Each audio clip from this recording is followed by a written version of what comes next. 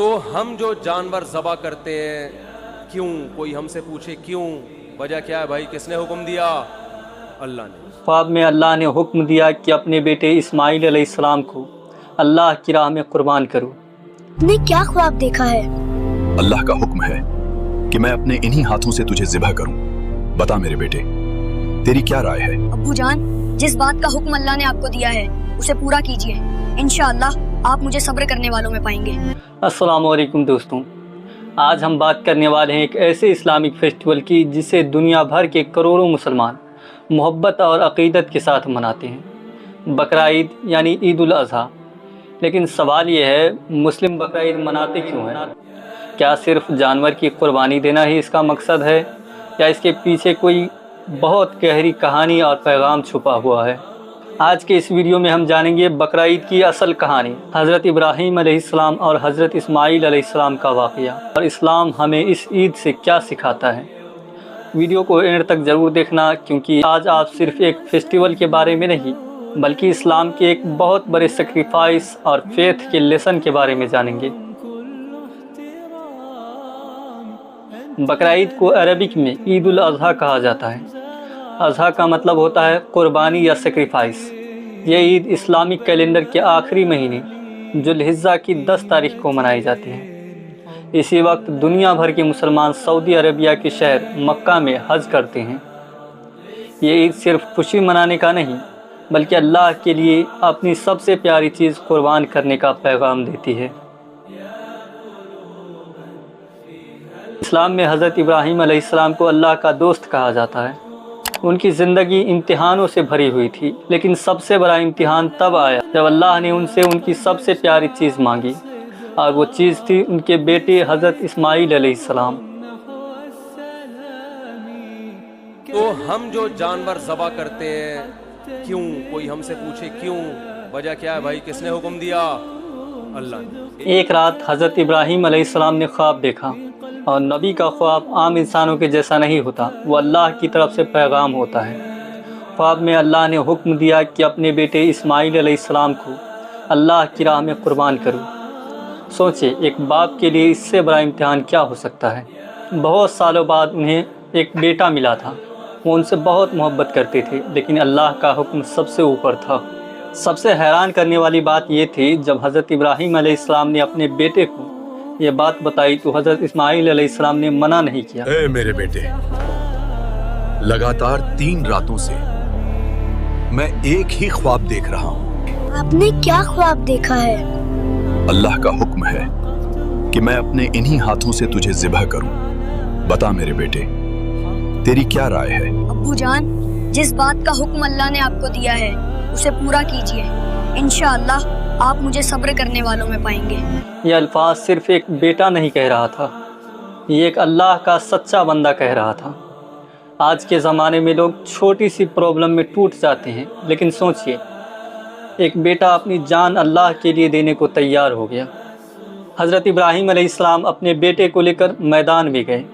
روایت میں آتا ہے کہ شیطان نے انہیں روکنے کی کوشش کی، کبھی باپ کو بہکایا، کبھی بیٹے کو ڈرایا، لیکن دونوں اللہ کے حکم پر مضبوط رہے۔ پھر وہ وقت آیا جب حضرت ابراہیم علیہ السلام نے اپنے بیٹے کی آنکھوں پر پٹی باندھی تاکہ ان کا دل کمزور نہ پڑے، اور جیسے ہی قربانی دینے لگے اللہ نے ایک معجزہ کر دیا۔ حضرت اسماعیل علیہ السلام کی جگہ ایک دمبا بھیج دیا گیا، یعنی اللہ نے ان کی نیت اور فرما برداری کو قبول کر لیا۔ اللہ تعالیٰ سورہ صفات میں فرماتا ہے، اور ہم نے ان کے بیٹے کی جگہ ایک بڑی قربانی دے دی، یعنی اللہ کو ان کا خون یا گوشت نہیں چاہیے تھا، اللہ کو ان کا ایمان اور یقین دیکھنا تھا۔ بہت لوگ سوچتے ہیں بقرعید مطلب بس جانور کاٹنا، لیکن اسلام میں قربانی کا مطلب صرف جانور کی قربانی نہیں، اصلی قربانی ہے اپنے ایگو کی قربانی، اپنی بری عادتوں کی قربانی، اور اللہ کے لیے اپنی خواہشوں کو چھوڑنا۔ قرآن میں اللہ فرماتا ہے، اللہ تک نہ ان کا گوشت پہنچتا ہے اور نہ خون، اللہ تک صرف تمہارا تقوی پہنچتا ہے، یعنی اللہ دل دیکھتا ہے۔ اگر دل صاف نہیں تو صرف جانور قربان کرنے کا کوئی فائدہ نہیں۔ اسلام میں کچھ خاص جانور قربانی کے لیے جائز ہے: بکرا، بھیڑ، دمبا، گائے، اونٹ۔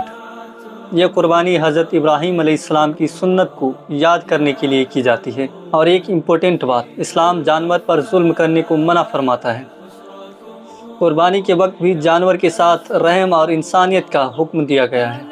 اسلام میں قربانی کا گوشت عام طور پر 3 حصوں میں بانٹا جاتا ہے۔